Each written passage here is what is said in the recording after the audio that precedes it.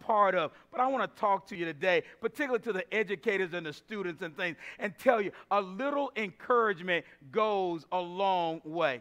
I remember Robert Battle. Robert Battle was my coach in junior high school. He was young, not very much older than us, but he had such a profound influence on my life. He had a profound influence on my life. I played all sports in junior high. I played all sports, and one day he came to me, and he said, they call me Keith in my neighborhood. He said, Keith, you're not going to make your living playing professional sports. Crush me. He says, you're going to be a lawyer. You're going to be a teacher. That's your gift. You have this gift in you. And I wanted to continue playing. And he says, no, you're going to take typing. What? Typing? You know what? Typing? Coach. No, you're going to go to a typing class. Man, I was swole up. But he saw something in me. Let me tell you another little Bateau story. One day we cut school. I'm talking about all the athletes. We cut school, hit the back gate at E.O. Smith on Bringhurst Street. Shoo. My mama going to work. We at my house. We lived in a duplex upstairs and downstairs. You know, you had that long stairwell. You could be up there. And now I'm not bragging, but we was drinking some T.J. Swan, Mellow Nights. Yeah, I ain't got nobody here got no memory. I mean, we just hanging out, just cutting class and everything. Now, Brother Randall here, he was good when he didn't leave. He said, I see y'all when y'all get back. But I'm in the front of the crowd. Come on over to my house. Let's just hang out. We were sitting in the hallway and looked out the window. Guess who was there? Coach Battle. There we is. He looked in the window. We all up the stairs. Opened the door. He said, beat me back to school. Picking them up. Setting them down. Got back to the gym. Now, I know you can't do this today. Got back to the gym. He said, everybody in a circle. Got his paddle out. And he said to us, he said, now I'm going to get a rhythm here. And if you make me miss my rhythm, I'm going to start over again. Now, you can't do that today. But he cared enough. In a different time, I understand that. He cared enough not to say that's not my problem. That he took his time. Everybody needs some encouragement along the way. It's so important for teachers to see their students as objects of God's love and God's goodness and God's mercy along the way. So let me talk to you a little bit about my Nikes today.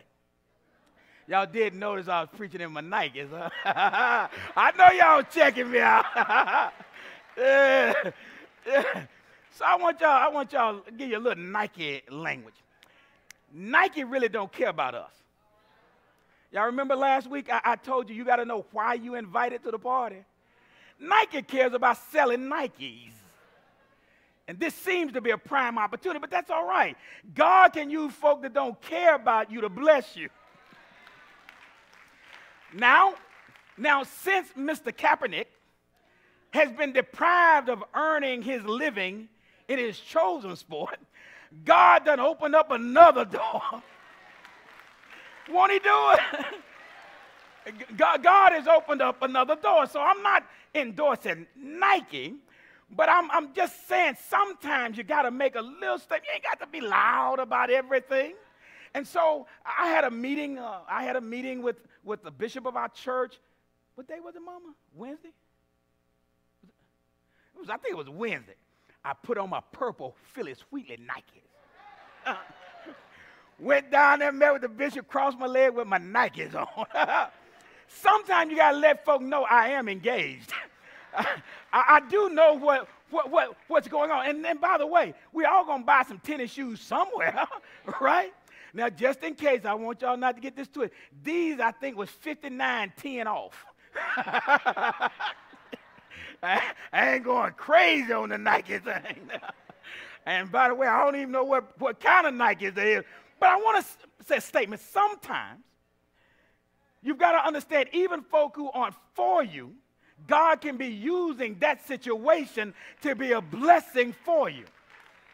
So that we as people who love the Lord, have to learn to speak for what's right, even when it's unpopular to speak for that, and know that sometimes it costs you something to stand up for what's right. And if you're unwilling to sacrifice anything, you'll put up with anything. If you're unwilling to stand up against things that are not just and aren't right, even if it costs you your reputation and your ability, trust that you have a God who said, I will never leave you nor forsake you. I'll be, somebody say amen. So let me preach just about the educators and this lesson. These are difficult times for the children of Israel. It's a time of transition. Things are in an uproar. Moses is dead. Moses is the great leader. Everyone looked to Moses for 40 years. Where we're going to go, Moses will tell us. Where will we camp? Moses will show us. How will we eat? Moses will bring down food. If we're thirsty, Moses will provide everything that we need. Now Moses is dead. How do we? And God calls Joshua and says, Joshua, Moses is dead. You'll need to get over that. He's not coming back. Nothing's going to be what it used to be. It's going to be different. But I want you to know that the same way I bless Moses, I'll bless you. You won't have the same gifts. You won't have the same skill set. But the same way I blessed Moses, I will bless you. Saints, when I think about God, when I think about a God who blessed, y'all praying with me, who blessed our great-great-great-great-grandparents, who could not read nor write, who could not cipher nor add, who did not know anything about algebra or chemistry or anything. All they knew is they had a God who had not forgotten about them. And if God could bless them and bless a generation, then if God blessed them, then surely God can bless us. And so no matter what the scores are, no matter what folks, they're important, but they ain't everything. We need to recognize that God can bless this generation the way he's blessed every other generation. But when we are so negative about our children, when we are so down on our children, when we're saying they can't, they won't, they hate what we used to be, then you don't encourage them, you tear them down. We've got to say to them, as God was with us, God is also. All right. I'm going to preach hard all by myself. Listen. Look at your lesson. Education is a sacred work. It's a sacred work that requires a serious commitment from the educator and the student. Educators, if you see your role as a secular job, I know your check comes from the government. I know that there are regulations and rules and protocols and things you can't say and you can't do, but you can turn the secular into the sacred when you hand it to God. When you say, God, I believe that you've called me for this purpose. I'm not just trying to pay rent here. I am trying to make a difference in the lives of generations that come into my class. That's sacred work. That's holy work. That's the work that God gives those who say, tell them about me. Love them. Show your students that you love God and that God loves them. This is sacred work, and it takes a serious commitment. It takes a serious commitment on the part of the educator and the student, and by student, I mean student and parent. It takes a serious commitment on your part. Don't just shuffle your kids off to school. You need to be serious about their education. You need to know that this is going to shape their future and their children's future beyond our time together. You've got to take this seriously, that I am committed to this. Now, let me say something. I'm not being mean, but I need to speak truth. I have no problem with you buying your kids whatever you want to dress them up to go to school. What's problematic is when you do that but don't have school supplies. Are you praying with me? And so I want to say to the educators and the schools that are here, if you need something for a student's benefit, are you with me? Uniforms, materials, something that will help them, counseling, then you come to us. And you say to this church, yeah, your pastor up there with all that Nike stuff on, but we need some help. Yeah, y'all got a big day trying to get folk to join your church. No, we need some help. And I guarantee you that we will stand with you and do what God has called us to do. We've got to take this seriously as a community. We can't just shuffle this off to the teachers, and if our children aren't doing well, then it's the teacher's responsibility. It's all of us together. This is serious business, and it takes a commitment. It takes a commitment on our behalf. Oh. Come on, Pastor. Listen. This is serious business, like folk messing with your money. Come on, you know some of y'all don't get serious till it's your money involved. I'm talking about your children now. This is serious business. Listen, we are at war for the future and well-being of our children. Now, which parent won't fight for their child? What kind of parent would not go to war for your child, would not put yourself in harm's way for your child because you understand that God has given you that child as stewardship on God's behalf, and we owe God. And so, saints, this is serious business. And the enemy seeks to kill, steal, and destroy. Are you praying with me? If I can steal your ability to read in the 4th grade, I'll destroy your future. Y'all ain't praying with me. How do you think private prisons know how many beds to build 15 years from now? They look at the 3rd grade reading scores. And they know that if a child cannot read at grade level by the 3rd grade, they're more likely to end up in prison. So they start building beds they ain't even going to fill yet, because 15 years from now, that child will join us this way. We've got to break that up and say, not my child, not my community, not my kids. And so we want them to read. We want them to be that this is serious business. Satan knows that if he destroys our ability to read, our ability to learn, that he's destroyed our community and our hope and our dreams. Listen with me. This will take a little time, but don't fall asleep on me. In this life, everyone needs encouragement to succeed. You don't succeed on your own. You don't succeed. You cannot grow without some watering in your life. Hey, you got a plant. I don't care how wonderful that plant is, stop watering it. Stop giving it life every day. No matter how precious our kids are, how wonderful they are, if no one's pouring into them, if no one is encouraging them, if no one is telling them that you are young, you are gifted, you are beautiful, you are a child of the living God, there's nothing you can't do. Come on here, somebody. Even if you're short like me, you might be able to play. Just encourage young people to reach for their goals, to reach for their dreams. And listen, give them dreams that they never dreamed before. Let them know that there's nothing beyond their ability. But let me tell you something, our teachers need encouragement. When you get all the blame for everything, you know, if the children didn't pass the STAR test, well, them teachers over there ought to know how to teach them. The baby came to school hungry.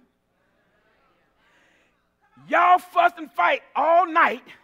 Baby can't sleep. I wish I had somebody. You didn't ask the baby if they did their homework. You didn't check. You ain't done nothing about it. You don't know nothing. But it's the and so our teachers need to be encouraged. Let's take a moment. Educators, look at the screen. We want to encourage you. I gave a quiz. 20 questions. Student missed 18. I put a +2 on this paper and a big smiley face. He said, Miss Pearson, is this an F? I said, yes. He said, then why'd you put a smiley face? I said, because you on the roll. You got 2 right, you didn't miss them all.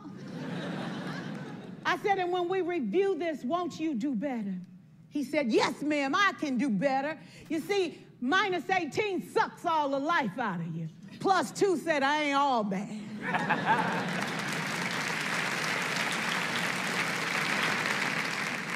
For years, I watched my mother take the time at recess to review, go on home visits in the afternoon, buy combs and brushes and peanut butter and crackers to put in her desk drawer for kids that needed to eat, and a washcloth and some soap for the kids who didn't smell so good. See, it's hard to teach kids who stink. And kids can be cruel. And so she kept those things in her desk, and years later, after she retired, I watched some of those same kids come through and say to her, you know, Miss Walker, you made a difference in my life.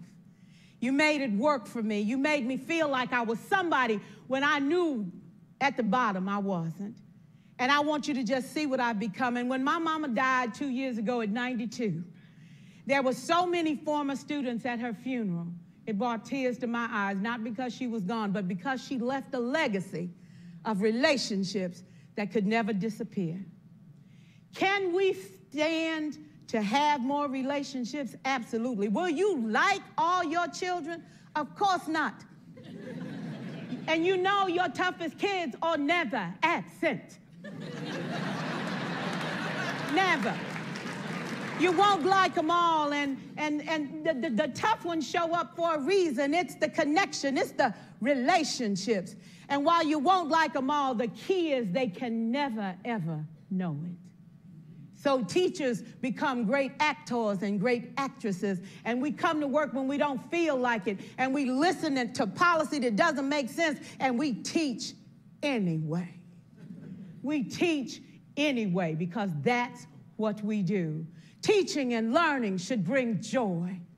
How powerful would our world be if we had kids who were not afraid to take risks, who were not afraid to think, and who had a champion? Every child deserves a champion, an adult who will never give up on them, who understands the power of connection and insists that they become the best that they can possibly be. Is this job tough? You betcha. Oh, God, you betcha. But it is not impossible. We can do this. We're educators. We're born to make a difference. Thank you so much. Saints of God, I'm going to ask you today, if there's an educator who has made a difference in your life, stand to your feet. If there's a teacher, an instructor that made a difference in your life, look at this. You can't get through this life without someone making a difference in your life. Let's give a hand to all of those who've been a blessing to us. Amen? You may be seated. Now, let me tell you something. You need encouragement for our educators. You are an educator. You are unique. You are gifted in ways that the world does not recognize, and they do not give you your accolades, but there is a God, and nothing goes unnoticed. Nothing goes unnoticed. But we need to encourage our children. We need mamas and dads who will encourage their children to be the very best that they can. Let's see what that looks like. This is you at the U.S. Open. This is you. Good service motion. Boom! Very good. Keep that perfect service motion you have. Right there. Good. Boom! Switch to the backhand. Lean into it. Good follow through. Take the net.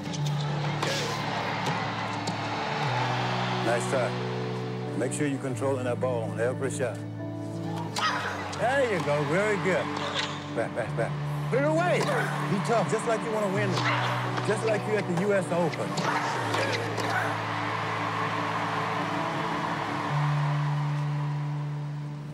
Right there. This is you.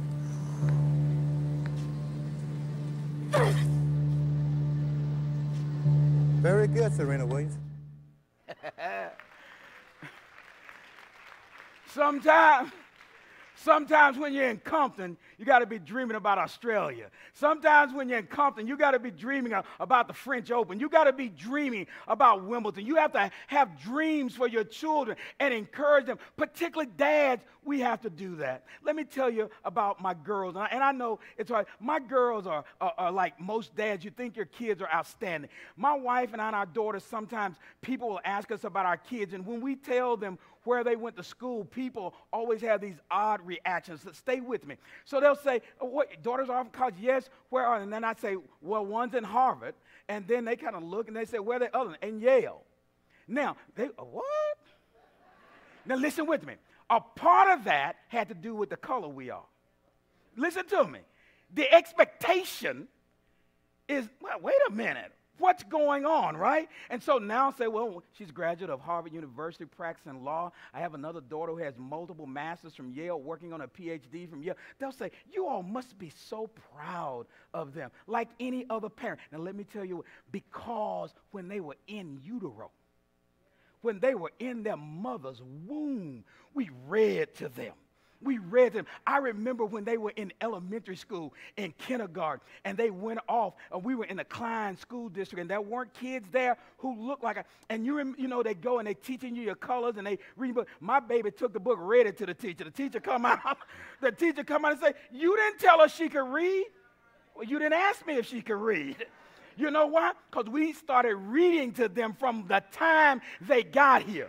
We started saying to them that we expect you to excel academically. They're not innately smarter than any other kids. I would say to my daughters every morning when they would come and I would let them out, I would say, treat people the way you want to be treated. There's no one in that building better than you. There's no one in that building smarter than you. You're not better than anybody there, but when you walk in there, you can be with anybody in there. You don't have to put your head down. You can excel. And we need parents who are willing to encourage their children. If you keep telling them that they can't learn, if you keep telling them that it doesn't matter how they do, then they will give you what you expect from them. But if you raise their level of expectation, children will rise to the level of expectation that we have for them.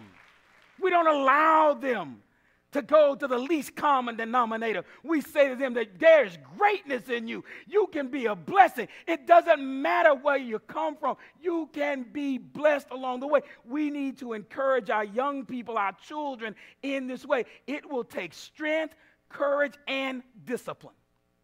That's what he says to Joshua. Joshua, in order to have this land, in order to have this promised land, in order to have this place that flows with milk and honey, it's going to take some strength. You're going to have to go through some things. It's going to take some courage because there are giants in that land. There are obstacles, things that are set up to keep you from reaching your potential. But you also have to have some discipline in your life. Saints of God, how does a parent go to a school and have an educator sit across from them and say to them, your child, 4th, 5th, 3rd grade, cannot read? How you need somebody, you should know if Johnny can read, because you should have Johnny reading to you. You just pick up something, say, read the back of this paint can. Read something to me. Let me know what's going on. Because I don't need someone. I need to know what's happening to my child in every area of my life. Don't put them on a bus and forget about them for 8 hours. You are preparing and planning for your child's success every single day. I say to my girls, you got one job. You have a problem at school, you ain't got to cuss. You ain't got to fuss. One, because I will already have had a relationship with your teacher. And so if your teacher calls me, I'm not going to think the teacher just picking on my child. She didn't have nothing else to do today, but out of the 150 kids she has, she just don't like mine. I want to find out, but if there's some advocating to be done, the advocating is for the parent to do on behalf of the child. We've got to change some things in our homes. We've got to change the place that we place education, and we've got to put it front and center and say, this is the most important thing I will ever do for you, is to give you a good education and a love for Jesus Christ. If I give you those two, you'll be able to make it in this world. And so we wonder why, when our children go to school and have some difficulties, have a stressful day, they cuss, turn over the desk. It's because at home, all they've learned is when you're mad, you cuss and turn over stuff. Oh, yeah, I ain't going to give it 3 amens on that. Listen, stay with me. I'm almost done. Don't be terrified. He says to him, don't be terrified. Joshua, I know this is a big job. I know you're standing in big shoes, but don't keep shaking. Don't be terrified. Don't be discouraged. God is with you wherever you go. You go to a school that's not rated high. God knows where it's at. He's in there. You're teaching in a place that some people don't want to teach. God knows where you are, and God is there with you. Now, 6 things that I've learned about being successful in raising your children academically, and I ask you to consider with your educators as a parent. Number 1, start with high expectations of each other. If you're a parent, have high expectation of your teachers. If that teacher is there and they should be taking my time, then I expect that the teachers are professional. The teacher is well trained, has my child's good at heart. I expect my child to be educated in this class, have a right to that. But the teacher also has a right to expect that the parent will partner with the educator, that the parent will be there in lockstep to help the educator, and that my child knows that we start off with high expectations of our instructor, but of you as well. You will be there when you're not sick. You will be attentive when you are there. You will pay attention. You will do your homework. You will do extra things. You'll do your very best. We've got to start expecting that. All right, next blank. You got to agree on what you expect. See, here's what I see a lot of parents doing. So it's open house at the school. Everybody show up. 37 parents trying to talk to the teacher. You get in that shaking hand, and then the teacher never see you again. All of my kids' academic life, after we had that opening day, I asked for a meeting with every teacher. It didn't matter if it was 8 of them. I need to meet with every teacher so we can sit down and talk about my child. What's your expectation as an teacher for my child? I want you to know who my child is. I want you to challenge my child. I want you to ask of her her very best. If you have any problems, call me directly. Are you with me? Don't go off on her. Call me. I ain't going to tell y'all that story, but anyway. All right. Third, if you start with high expectations, if you and the instructor can agree on the expectations, prepare for what you expect. Get your child ready to succeed. Make sure that your child is prepared every single day in every way. Teachers, make sure you're prepared to pour into them, to love them, to expect things of them. Be prepared for them. And then model what you expect. Model what you expect. How can a child love reading if there are no books in the house? Your child grows up thinking everything is on a phone. Everything they need to know is on my phone. I can find. You need some pages. You need some pages. You need to know how to read a story. Hey, you need more than 140 characters. You need to know what subject-verb agreement is. You need to know how to write the way you sing. You need to know how to read and write. But you have to model that in the home, and then the teachers will model it when they're in school. Boy, ain't nothing like going and see. Listen, sometimes when you go to school, it's the first professional many of our kids have ever seen. It's the first professional they've ever seen. And so they're looking at the teacher and they're looking at these people and say, oh, I could live like that. I could do that. You have to model that every single way. Somebody say, preach, Pastor, y'all ain't helping me. Listen, I'm almost done. Then listen, you have to inspect what you expect. You can't just send your kid, and here we are 6-week grading time, and you find out you got 4 Ds. And now you want to go march on the school district because you didn't know nothing about it. If you were checking in every week, if you were calling and things, you got to inspect what you expect. It won't happen because you expect it. It will happen because everybody knows I am inspecting. Everybody knows that I am invested in this child. And then here, the last thing. You have to reject anything less than what you expect. All right? I'll start off this way. Baby on the debate team, that's extra. That's extracurricular. You can be Barbara Jordan, but if you ain't showing me no grades, you'll never know it. I wish I had somebody. Well, my baby hit threes at 42%. Not if they can't read, they can't hit no threes. Are y'all praying with me? I don't care if you can outrun Carl Lewis. If you can't give me a grade, you can't run with Carl. You got to reject anything. You got to reject anything that keeps your child from achieving his or her goal. Well, my baby go. Listen, you know what the chance of your baby ending up in. Well, don't crush that dream. I'm not going to crush that dream, but I want them to be able to read that contract. I wish I had somebody. Yeah, I'm not gonna crush that dream. But when you find out that your accountant done robbed you for the last 12 years and you ain't got no money no more because mama didn't make, y'all ain't praying with me. You gotta reject anything that keeps you from getting what you expect from your child. Oh, they'll swell up on you. Oh, they'll not like you. They'll say, I want to leave. I want to go. Well, ain't nothing between you and going but a door. But as long as you're here. Wait a minute. But wait a minute. Let me balance this thing out. Children need parents who show them that I love you enough to say no. I'm not saying no to be mean. I'm not saying I love you and I want something bigger for you than this moment and in this time. And so here's what the word says. He says, if you keep my word before you day and night, if you don't turn from it to the left or to the right, and you do what's in it, then you will have good success. You will be, see, it means that that's some bad success. All money ain't good money.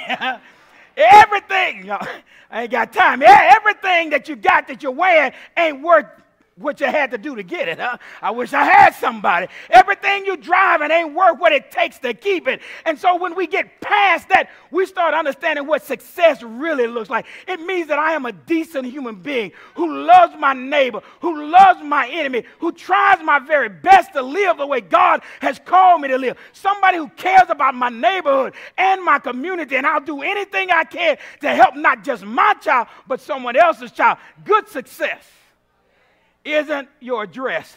It isn't your good. Being prosperous isn't how much money you have. Being prosperous means you live into being who God created you to be. See, a little encouragement goes a long, long way. Come on, let's give God a hand of praise. Come on, let's give God a hand of praise. Amen.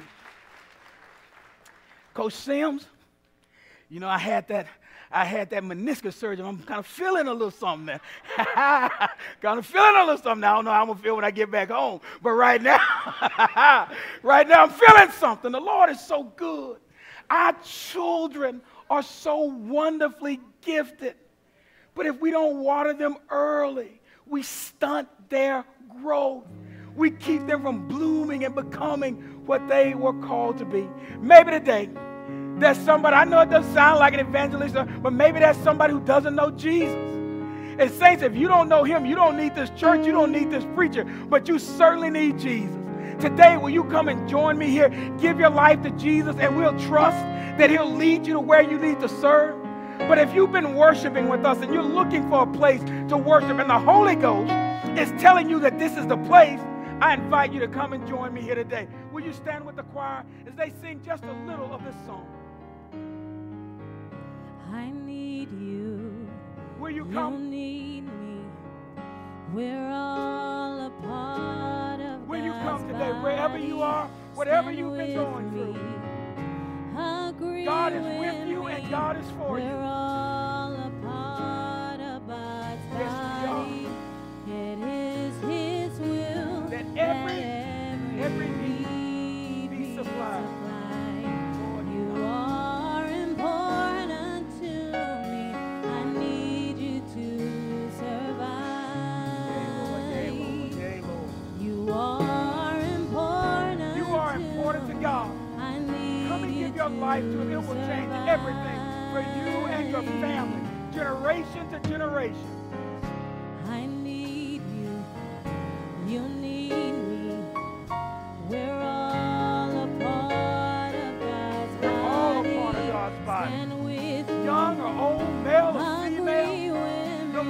you've been, what you've been through.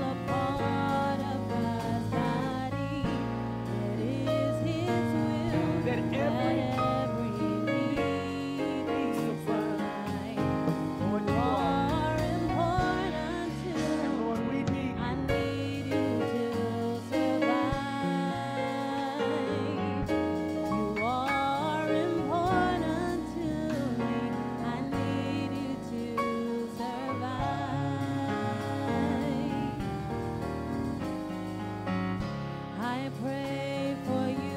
Pray for me. I love you. I need you to. Come on, let's pray for one